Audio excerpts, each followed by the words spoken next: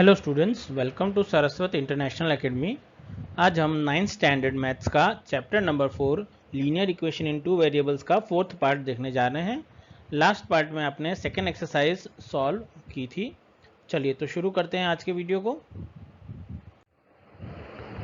आज जो हम टॉपिक पढ़ने जा रहे हैं वो टॉपिक है graphs of a linear equation in two variable. अब टू वेरिएबल इक्वेशन जो हम बनाते हैं लीनियर इक्वेशन, उसके ग्राफ्स हम कैसे ड्रॉ कर सकते हैं उसके लिए हम देखेंगे। तो सबसे पहले हमें पता होना चाहिए, so far you have obtained the solutions of a linear equation in two variables algebraically. आपने क्या किया था, सॉल्यूशन फाइंड किया है कैलकुलेट करके। Now let us look about at their geometric representation कि अब इसे हम geometrically कैसे represent कर सकते हैं। तो you know that the each of the equation has infinitely many solution। अब आपको ये भी पता है कि हर एक इक्वेशन के सोल्यूशन कितने होते हैं, तो infinitely many solutions हैं। तो हम इसे geometrically जो रिप्रेजेंट करना चाहते हैं वो हम कैसे करेंगे, तो उसके लिए आपको how can we show them in the coordinate plane, हम इसे कोऑर्डिनेट प्लेन में कैसे रिप्रेजेंट करेंगे। So the solutions of the linear equations in example number 3 हम लेते हैं और इससे हम देखेंगे कि किस तरीके से हमने इसे सॉल्व किया था। तो जो मेरा इक्वेशन था वो था x + 2y = 6। Now can be express in a form of a table as given follows. चलिए इसके मैंने क्या किया है कि x की करस्पॉन्डिंग वैल्यूज ली है, उसके अकॉर्डिंग हमने y के अलग अलग सोल्यूशन फाइंड किए हैं और उसको मैंने एक टेबल के फॉर्मेट में लिखा है। तो जो मेरा इक्वेशन कौन सा है, x + 2y = 6, तो उसके लिए ऐसा एक टेबल बना दिया है जिसमें मैंने अलग अलग वैल्यूज़ को चेक करके बताया कि ये इसका सोल्यूशन हो सकते हैं। अगेन सोल्यूशन इनफाइनाइट है तो हम इसके लिए इनफाइनाइट पॉइंट्स बता सकते हैं। तो देखिए मैंने पहले क्या किया है, x = 0 पुट कर दिया। x = 0 रखेंगे तो y की वैल्यू आपको मिल जाएगी 3। सिमिलरली x की वैल्यू 2 पुट करूंगा तो y की वैल्यू 2 मिलेगी। x की वैल्यू 4 पुट करूंगा तो y की वैल्यू 1 मिलेगी।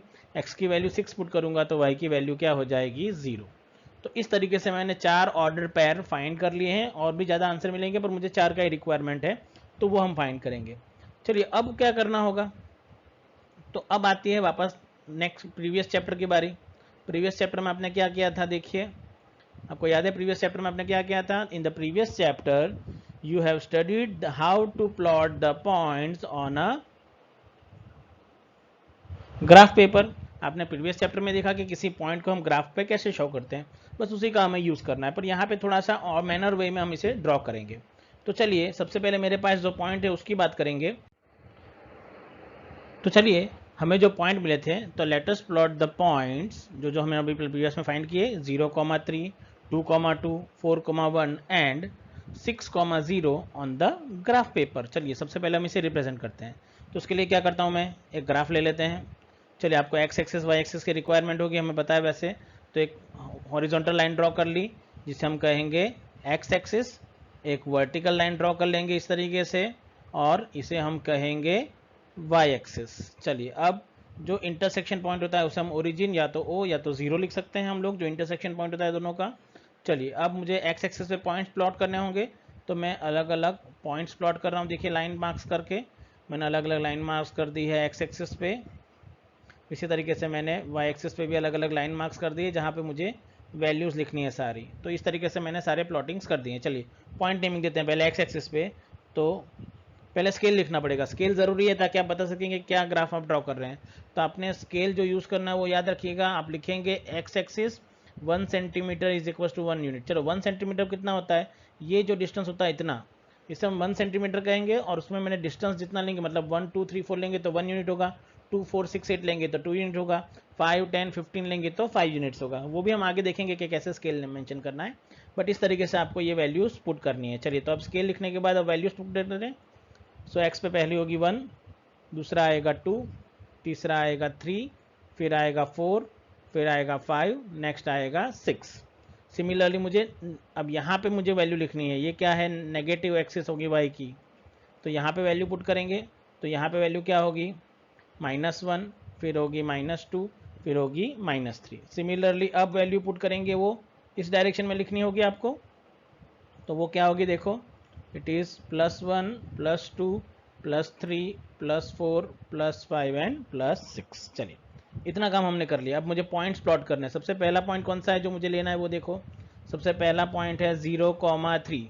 चलिए 0,3 मतलब कहाँ होता है, 0 मतलब x0y3, तो मतलब पहला पॉइंट आपको कहाँ देखने को मिलेगा, यहाँ पे 0,3, उसका नेमिंग होगा 0,3 नेमिंग दे देंगे। चलिए दूसरा पॉइंट कौन सा है, तो दूसरा पॉइंट है 2,2। चलिए 2,2 को प्लॉट करेंगे तो 2,2 कहाँ मिलेगा, आपको पता है कि ये लाइन का इंटरसेक्शन और ये लाइन का इंटरसेक्शन, मतलब यहाँ पे आपको मिलना चाहिए। सो देखिए वहाँ पे आपको मिलेगा पॉइंट 2,2। चलिए वैसे ही मुझे अभी दूसरी लाइन ड्रॉ करनी है, वो देख लेते हैं। तो दूसरी लाइन क्या ड्रॉ होगी वो देखो। तो उसके बाद नेक्स्ट पॉइंट है 4,1, ये 2,1 पॉइंट हो गया। अब 4,1, चलिए नेक्स्ट पॉइंट कौन सा होगा, 6,0। तो नेक्स्ट पॉइंट हो जाएगा आपका 6,0। अब आप क्या करेंगे, इन चारों पॉइंट को एक स्ट्रेट लाइन से कनेक्ट कर देना है। तो इस तरीके से आप एक स्ट्रेट लाइन ड्रॉ कर दीजिए। ये जो ग्राफ होगा वो आपको दिखेगा for the graph equation for the given equation. तो ये इस इक्वेशन का क्या बन जाएगा, एक ग्राफ मिल जाएगा। चलिए फिर आगे देखेंगे क्या होगा। एक और केस लेता हूँ कि सपोज एक एक्स्ट्रा पॉइंट मैंने यहाँ पे कंसीडर कर दिया। अब ये क्या होगा, अगर मैं कैलकुलेटिव करना चाहूँ तो ये यहाँ पे आपको 7 वैल्यू मिलेगी और यहाँ पे मिलेगी वैल्यू 8 और ये वैल्यू है -1। मतलब ये पॉइंट के कोऑर्डिनेट यहाँ से लेके ये पूरा कंसीडर करना पड़ेगा। तो ये आपको क्या मिलेगा देखिए, तो ये पॉइंट जो आपको मिलेगा आगे ड्रॉ करने पे, तो ये पॉइंट होगा आपका 8,-1। मतलब हमने जो पॉइंट प्लॉट किए थे उसके अलावा भी एक सोल्यूशन मुझे एक्स्ट्रा यहाँ पे देखने को मिल गया। इसी तरीके से एक और पॉइंट ले लेता हूँ। तो आपने क्या देखा यहाँ पे कि do you see that the other point 8,-1 is also lie on the line. मतलब ये भी इसका क्या बन जाएगा, एक सोल्यूशन बन जाएगा।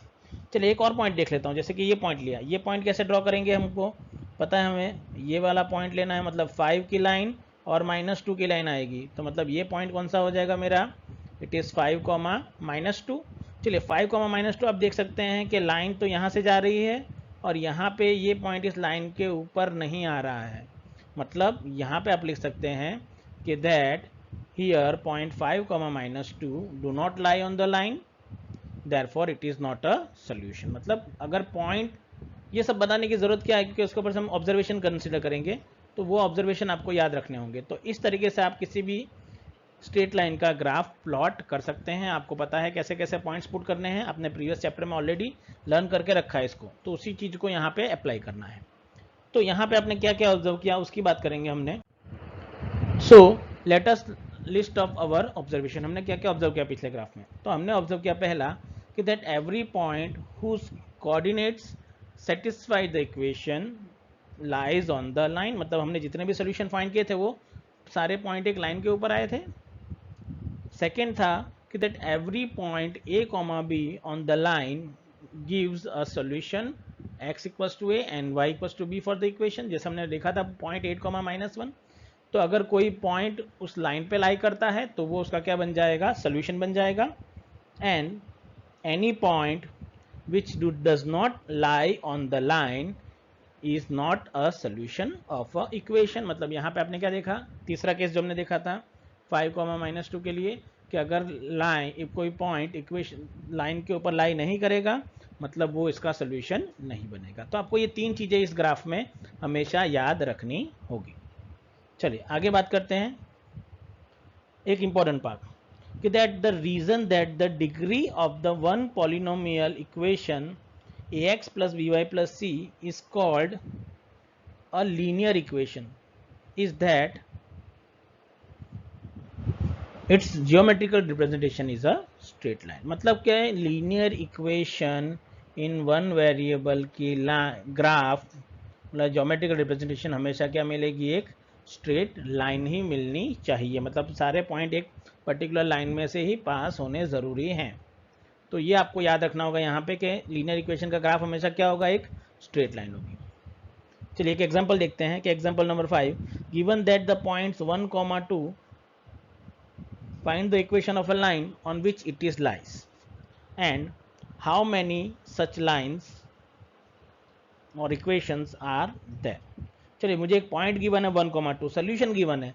अब इस पॉइंट में से कितनी लाइन पास होगी, तो ये आपने ऑलरेडी प्रीवियस चैप्टर में पढ़ ही रखा है कि एक पॉइंट में से कितनी लाइन पास होती है, इनफाइनाइट लाइन पास होती है। पर अगर मुझे इक्वेशन फाइंड करना है तो कैसे करूँगा, मतलब मेरा एक सेकेंड आंसर, क्वेश्चन का आंसर मेरे पास है कि अगर एक सिंगल पॉइंट है तो उसमें से हम इनफाइनाइट लाइंस पास कर सकते हैं, बट वो इक्वेशन कैसे मिलेगा, तो उसके लिए क्या करना होगा।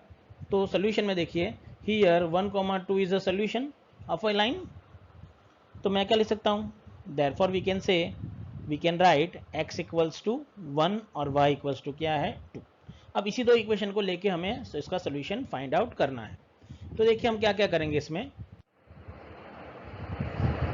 सबसे पहला केस कि मैं दोनों को ऐड बोथ इक्वेशन, मैं दोनों को ऐड कर रहा हूँ, तो मैंने मतलब किया x प्लस वाई, तो वो हो जाएगा 1 + 2, therefore x plus y equals to 3। मैंने x इक्वल्स टू 1 और y इक्वल्स टू 2 को ऐड कर दिया, तो लेफ्ट हैंड साइड हो जाएगा x plus y, right hand side हो जाएगा 1 + 2। तो यहाँ पे मुझे आंसर क्या मिलेगा, x plus y equals to 3।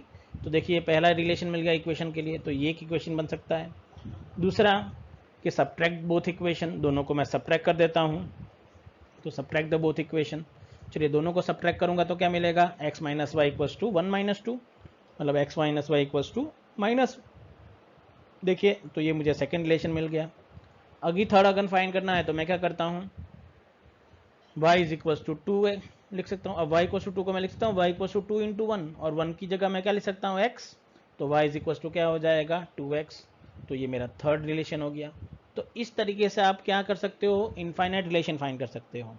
तो since they are also satisfied by the coordinate of the point 1,2, ये सारे इक्वेशन को 1,2 सेटिस्फाई करेगा आप रखने पे। So therefore in fact there are infinitely many lines or infinitely many linear equation which are satisfied by the coordinates 1, 2। तो यहाँ पे मैंने कहा कि ऐसे इनफाइनाइटली मैनी लीनियर इक्वेशन मिल सकते हैं जिसके आंसर, जिसको 1, 2 सेटिस्फाई कर सकता है। तो अगेन अगर आपको कोई क्वेश्चन पूछा जाएगा कि that from one point how many linear equation can be formed, so there are infinitely many points. चलिए नेक्स्ट स्लाइड पे जाते हैं। नेक्स्ट बोला गया है कि example, draw the graph of x plus y is equals to 7। चलिए मुझे इसका ग्राफ ड्रॉ करना है।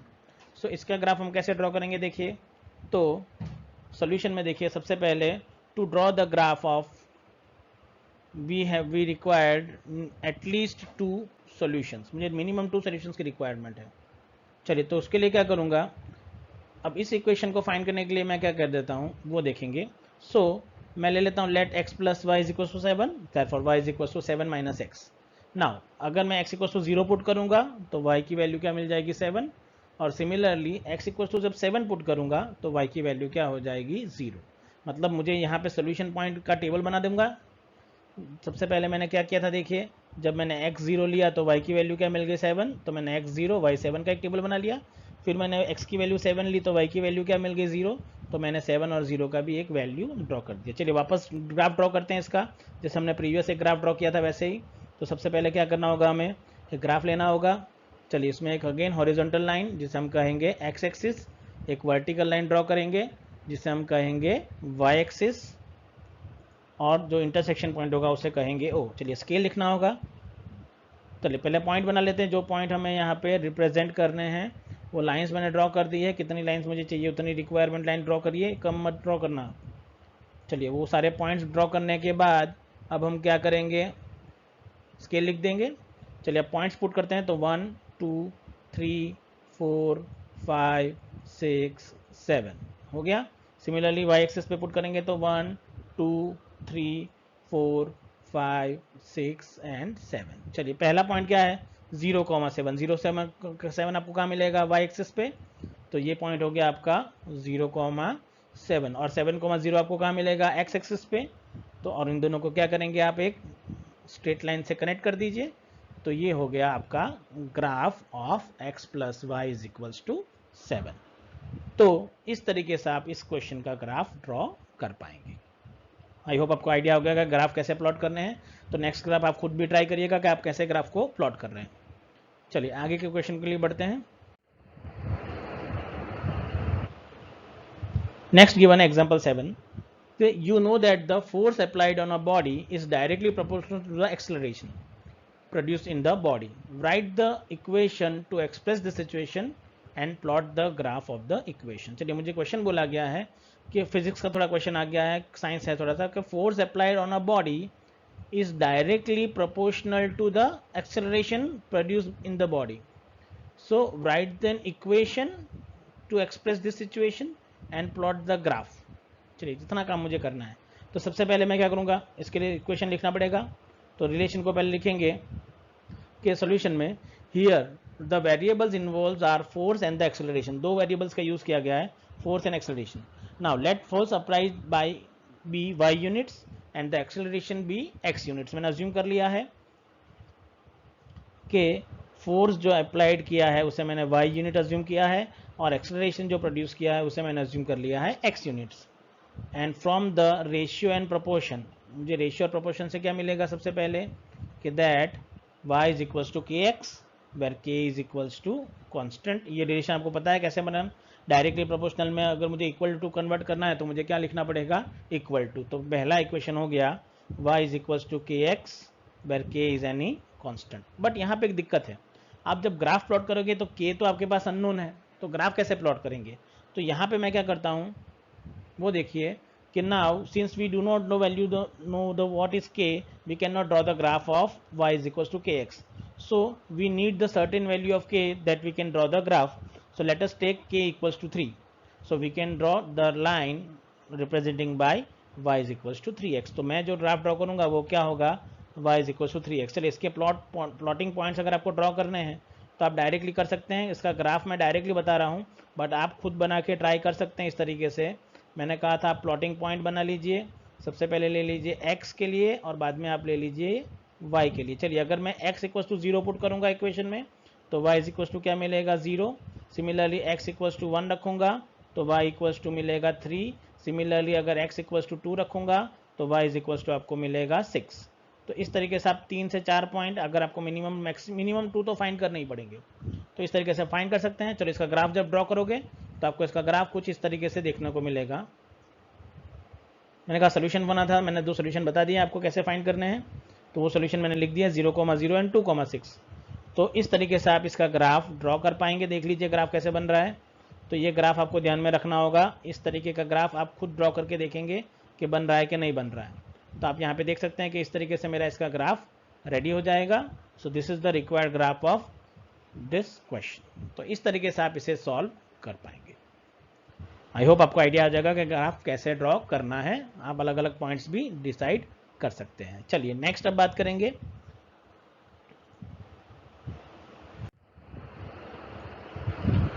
रिमार्क्स कि the graph of the equation of the form y is equals to k x is the line which is always passes through the origin. मतलब ऐसा equation जिसमें के एक्स है, एक्स और वाई वाली टर्म होगी बट कांस्टेंट टर्म नहीं होगी।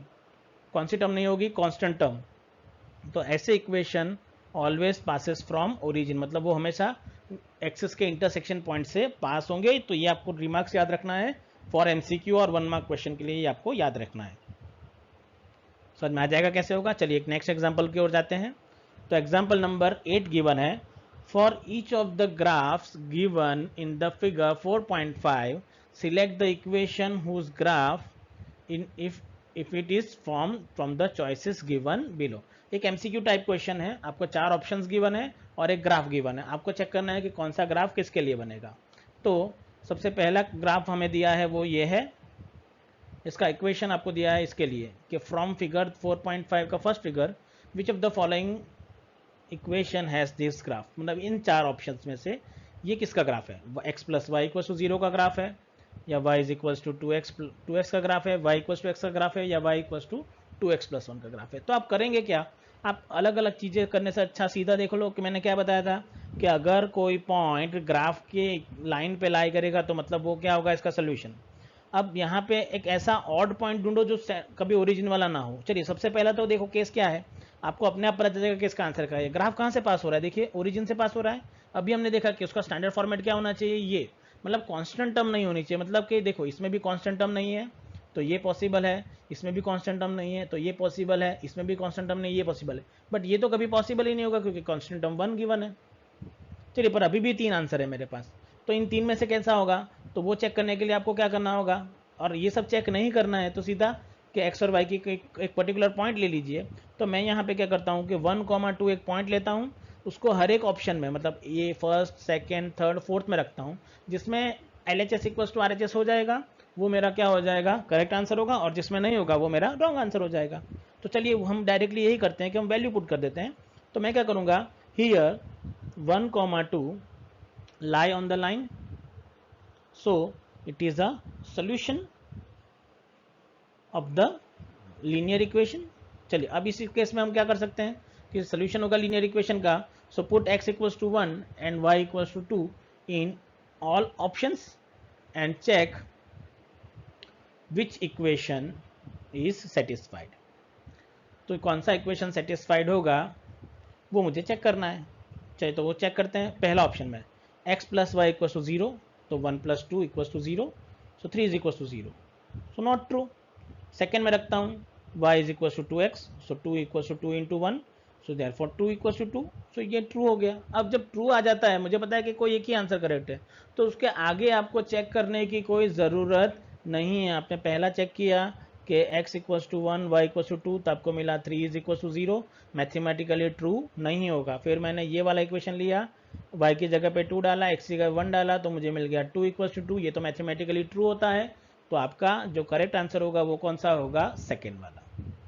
तो इस तरीके से आप डायरेक्टली वैल्यू चेक कर लो, सॉल्यूशन रख के आपको डायरेक्टली आंसर मिलेगा। आपको ज़्यादा कोई बड़ा कैलकुलेशन करने की जरूरत नहीं है, सॉल्यूशन चेक करते जाओ।